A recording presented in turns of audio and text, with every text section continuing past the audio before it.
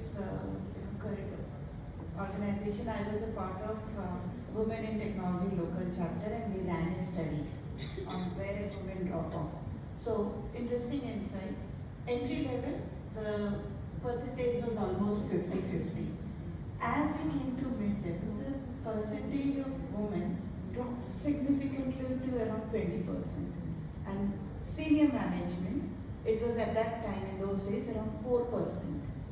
So what steps can we take as society? So there are a lot of things that we do, but personally I'm involved in coaching women and help them in whichever way we can. A lot of it is also about sticking it through, like, just that you mentioned. There's a lot of programs nowadays in which we contribute, saying how do we get women back to work? How do we have more women applying in the first place? Making sure that when you're going through the resumes, you get the right number of resumes, a diverse set of resumes, and then go through the filters. So those are some of the steps that we've taken.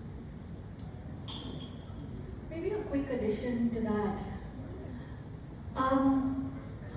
I think as you grow in your career, many of you are about to start, or maybe at the starting point, various stages, looking at all of you is what I can tell. But as you progress through your career trajectory, I think somewhere your impact on your own community also needs to grow. Because you get all the tools, you get the power, the privilege to be able to make those impacts bigger and better.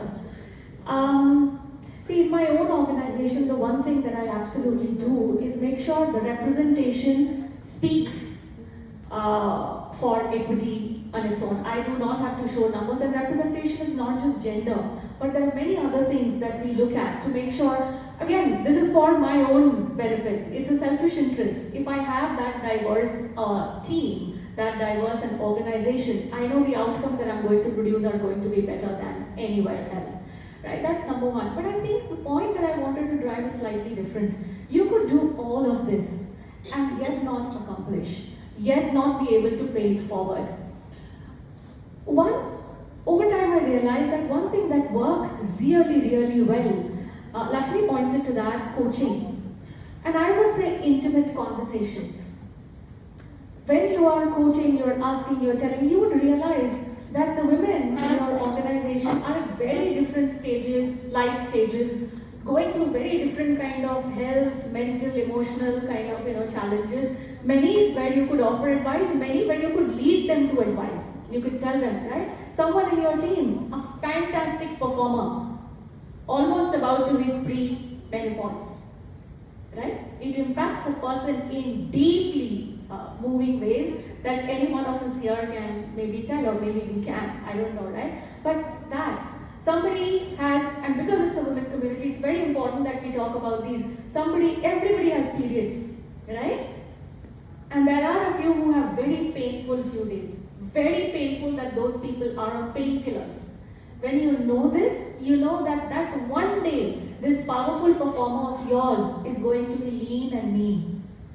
And you make it easy for them. Without really announcing or making a big deal, this is what I do, that is what I do. You don't need to do that.